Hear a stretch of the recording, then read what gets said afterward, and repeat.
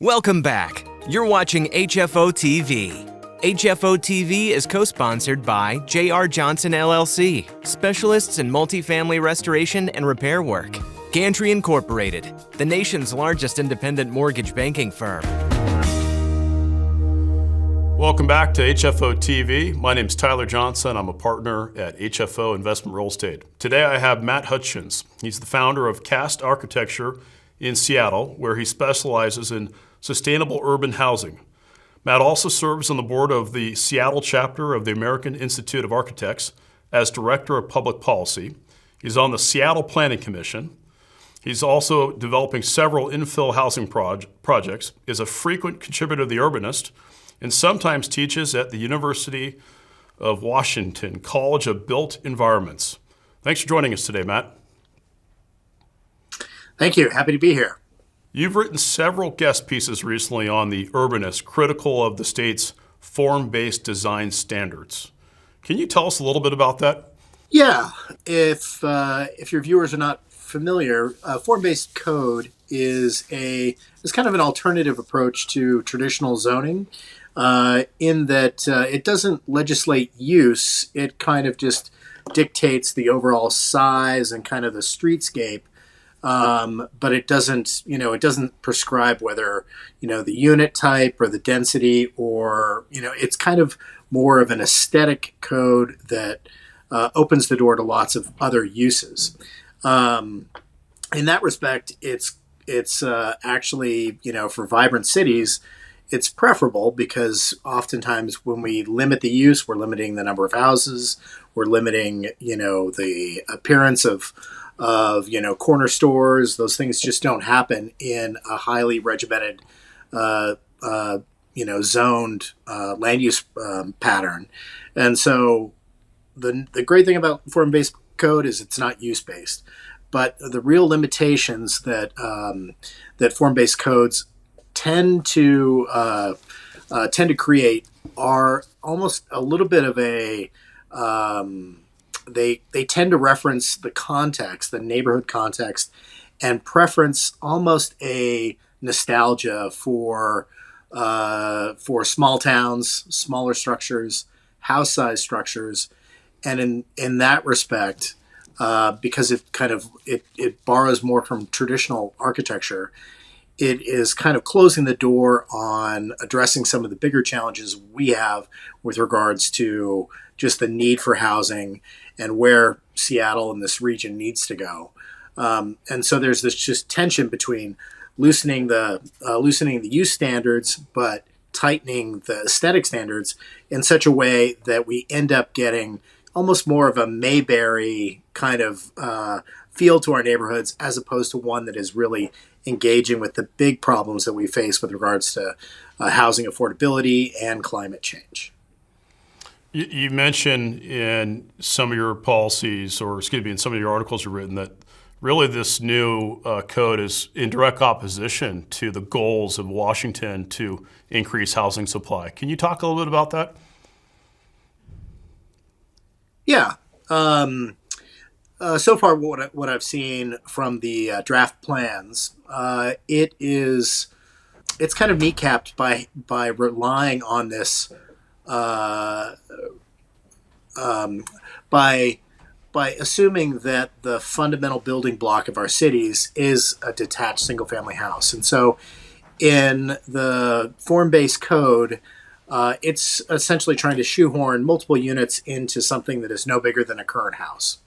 As opposed to thinking about our cities as like, what is what are great instances of urban design? Like this pattern doesn't work well with row houses.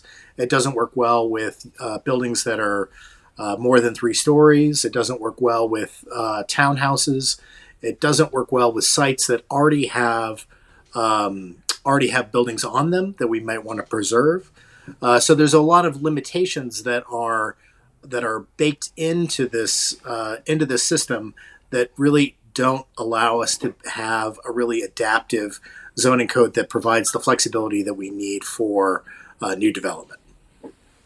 The state of Oregon was one of the first states to remove single-family zoning I think the goal of that was to eliminate the single-family home and encourage more of that small middle market housing, the duplexes, triplexes, fourplexes. You wrote a very compelling argument against that. And you illustrate, I think the concept is called the Seattle Six, which is fascinating because you make a really good point. To demo a single-family home and build a duplex or a triplex, it's cost prohibitive. It just simply won't happen. You've proposed a different way of thinking. Can you tell us a little bit about your concept, the Seattle Six? Yeah, absolutely. As everyone knows, we've got this amazing housing crunch. We're, a booming region, and we can expect a lot more people to be coming here. And if we really are limiting our thinking with regards to infill development to just 2, 3, 4 units per parcel, we're foreclosing the opportunity to rethink our city in a way that really addresses both the number of people that are coming and also the changes to the climate. So what I developed was this concept that is, I should say, I didn't really develop it. I'm sort of borrowing it from history because this is how we used to build small apartment buildings that we see all over established neighborhoods. They're 6, 8 units. They're compact. They're boxy. They don't jump out. But what they are is very, very effective forms of housing. And we just don't build them anymore because they've been essentially zoned out of existence. So the Seattle Six was an attempt to, one, take our very, very specific lot sizes and sort of values and see what would actually work. And so creating a template for 6 family-sized units. 1 or 2 of those could be affordable. 1 could be switched out and become an accessory commercial unit, like a little storefront or a cafe, and use that as the sort of building block moving forward for our cities, as opposed to sort of relying on the single family house. And even though this idea, even though it's a lot more people and a lot more units, it doesn't mean that it has to really be disruptive to the neighborhood fabric. So it is a 3-story structure, which is the same height as what we allow single-family houses to be. And it's just a little bit, we take advantage of the side yards, we push it up towards the street. It ends up being, feeling a little bit more urban, but preserving a lot more of the backyard, a lot more, where we can get sunlight, gardens, where a lot of our mature trees exist. And it's just a better template for infill development than something like a townhouse project where you end up having multiple townhouses or 5 townhouses stretching front to back on our narrow lots, where your only aspect when you're looking out is to the side to, probably a neighbor, or in the case of Seattle, where we're going to end up having thousands and thousands of new units over the next 20 years, you may be separated by a small side yard and be looking across at another townhouse, which I think from an urban design standpoint is such a missed opportunity. It's a waste of space. When I look at communities where they're built side by side, you have this tiny little side yard that's usually where they hide the trash can or the AC unit, yeah. And they have no backyard. And it's kind of right. The point of your article is who's using the side yard? Why not make it a little bit better use of the space and have the backyard concept? Yeah, absolutely. And by having, by getting rid of that side yard, which, ends up being 10% of our lots, where we can basically just leverage that into the backyard space that everyone can actually use. And because it's generally a more compact form, there's less material to build, there's less space, there are less walls, less siding, and there's also less thermal envelope, and so it's less expensive to heat and cool. What is the city's resistance to this concept? There are a few avenues of resistance. I'd say that one is just the number of people, and that's just to some degree there's a bit of denial about how how great the need is. And I think, deferring to what people perceive is going to be a really giant leap in terms of development scale, which I don't think is an actual issue, given that we see lots of fourplexes and sixplexes, built in the 20s and 30s that predate zoning that are happy neighbors. So I think that there's those issues. I think parking always comes into play, even though we're on the verge of completely eliminating parking mandates. And I think that there's also difficulties in the development community because it kind of runs counter to the sort of the easiest mode to both finance and build and permit buildings today are townhouses. Flats are generally under under the International Building Code. They generally require sprinklers, a little bit more intensive fire separations, and there's financing issues where it's much easier to finance townhomes. It feels less risky than to develop small apartment buildings.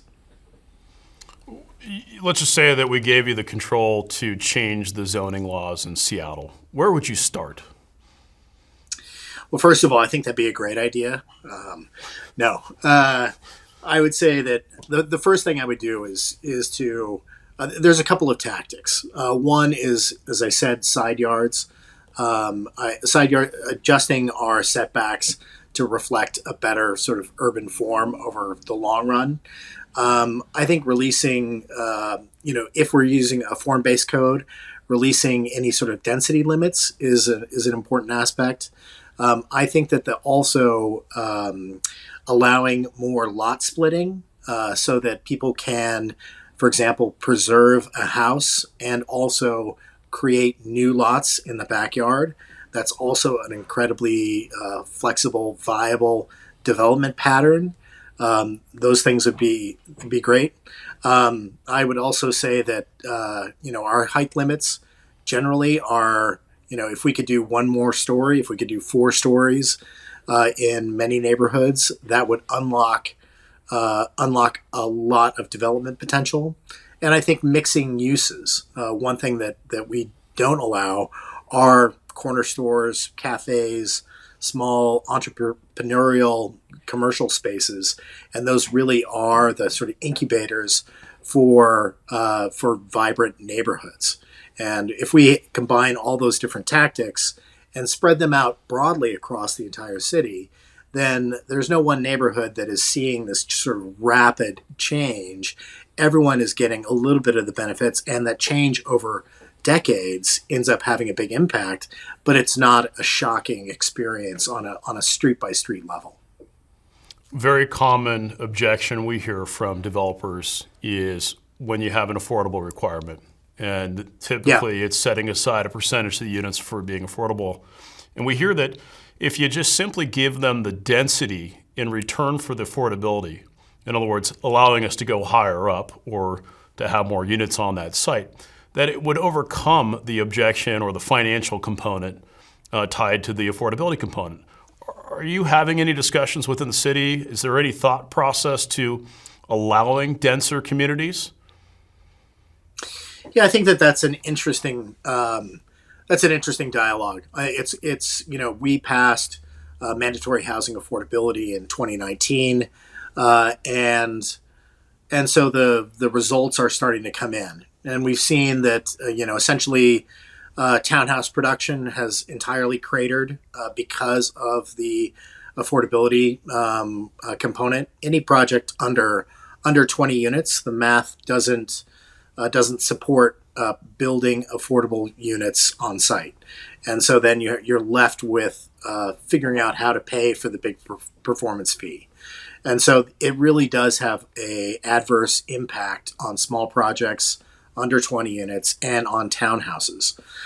So it's a lot easier to kind of spread that cost out on a bigger project, but it certainly is having an impact.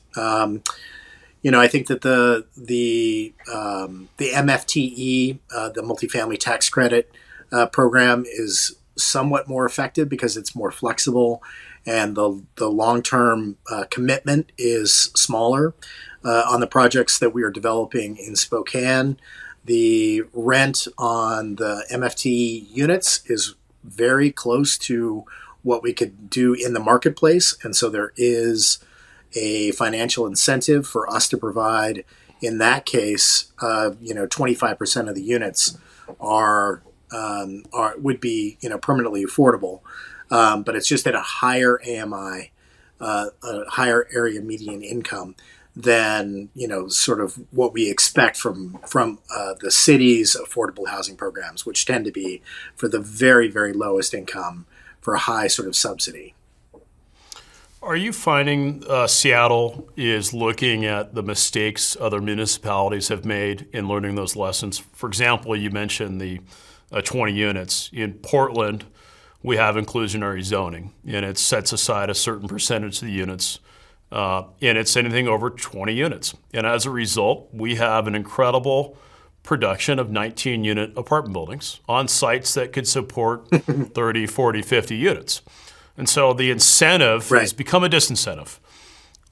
I know the city of Portland's recognized a little too late that we've made a mistake, and they're open to changing it. But, are you in a bubble in Seattle, or is Seattle looking at other cities and saying, hey, they did it right, or these guys did it wrong? And what lessons have they learned? I think that there's a lot of peer cities that are all looking for successful strategies to address affordable housing, having enough housing production. And I don't think that anyone has quite gotten it right, because there are always going to be these pinch points where the economics inflect. And so, for us, it's anything under 20 units. And I think that wherever you set that threshold, there are going to be these projects on the bubble that it makes more sense to not build out to the development potential because of the extra cost. And I don't know how to exactly solve that. I think probably need an economist, not an architect to maybe fine tune that. But I think that we're all kind of in this a bit of a collective experiment. I know that the city staff is looking. It's kind of like part of the zeitgeist today in planning is really shifted over the last 5 years with regards to just understanding how deep the housing problem is, and it's affecting us in Seattle, it's affecting us in Portland, other peer cities, but also we're seeing it where we work in like the Methow Valley, in rural areas in eastern Washington. They're facing the same sort of housing pressures that we are, and so it's really not a. I don't think there's a single solution.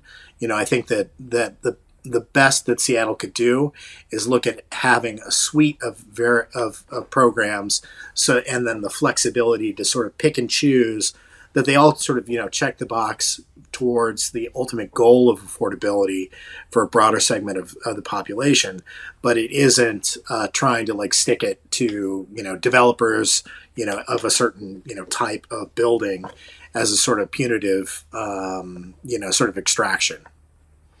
It's interesting what you say about that, because when you're in Olympia and you're talking to legislators there, you hear very commonly that's a Seattle problem. And you're speaking to a legislator that represents Spokane, for example, and the Spokane problem is very different than the Seattle problem. And so I would wager having a bunch of different rules that people can choose from might be a better fit, or really having a Seattle solution versus a Spokane solution. Do you find that the state laws are kind of impeding development in some of those rural communities because they're tied to the big cities? I would say that it's actually state action is unlocking a lot of potential right now. It's interesting that this past legislative session in Washington, It was sort of, ended up kind of being branded, section of housing, because so many bills passed that were, HB 1110, which was middle housing, HB 1337, which was allowed for more accessory dwelling units. There was a transit-oriented development bill. There were a bunch of things that at the state level supersede local control. And I think that what I found working in to like bring infill housing within Seattle is that if you're going after a neighborhood by neighborhood or city by city sort of zoning reform, you end up expending just so much energy. It's just a street fight that you just repeat over and over in every community. The real benefit to state action is that they're setting a new standard, a new sort of floor that then everybody has to, in their own way, figure out how to comply with that. And so I tend to think that what Olympia has done in this past session is going to really sort of unlock a lot of development potential. It already has changed how Seattle is approaching their comprehensive plan. It's sort of, with Spokane, who last year passed an emergency ordinance to allow fourplexes and also sixplexes. It sort of validates those responses. And I think that it's going to help us when we're working for nonprofits doing affordable housing in those rural areas to like say, hey, yeah, we can also do, duplexes here, and they're not scary, and they're going to address your local concerns, provided that those local jurisdictions have the flexibility, the tools, the know-how to implement these things. Earlier you mentioned it would be helpful to have an economist in the room. One study that we've seen is density. If you were allowed to increase density, the additional tax-assessed dollars could be used to fund affordable housing. Is that a concept the Seattle's looked at? Have they considered the financial benefit of density? I would say that it's probably siloed off. It's hard to make that sort of direct connection. I mean, I think that from a policy standpoint, they're attempting to at least link development to affordable housing. But I think that it's a little bit too squishy to make a strong case for. I mean, it's quite obvious that having a healthy housing market that provides homes to everyone along the spectrum is good for society, and it creates just a much better environment, economic environment and social environment. However, that tends not to be the arguments that are made, just because it's a little bit too nebulous for the average person who's not involved in housing politics. So Seattle is sort of operates under, we have a housing levy that's based on property taxes. We have mandatory housing affordability, which is based on development, and then we have the housing authority that gets independent funding as well. So it's kind of like we already have sort of three legs of the stool that we're using to finance subsidize housing, but I don't think that they're going to make that leap to the benefits of density and link that to actually, a way to finance it. Matt, I want to thank you for your time. Very informative. You can find Matt's contact information at the bottom of this page. Again, Matt's founder of Cast Architecture in Seattle. I highly encourage you to check out his website. It's got some of the coolest buildings I've seen in the Northwest. Matt, thank you for joining HFO-TV. Our entire office specializes in multifamily real estate, making HFO the largest multifamily brokerage in the Pacific Northwest. Your success is our passion. Build your legacy with HFO. Call 503-241-5541 or visit our website at hfore.com for more information.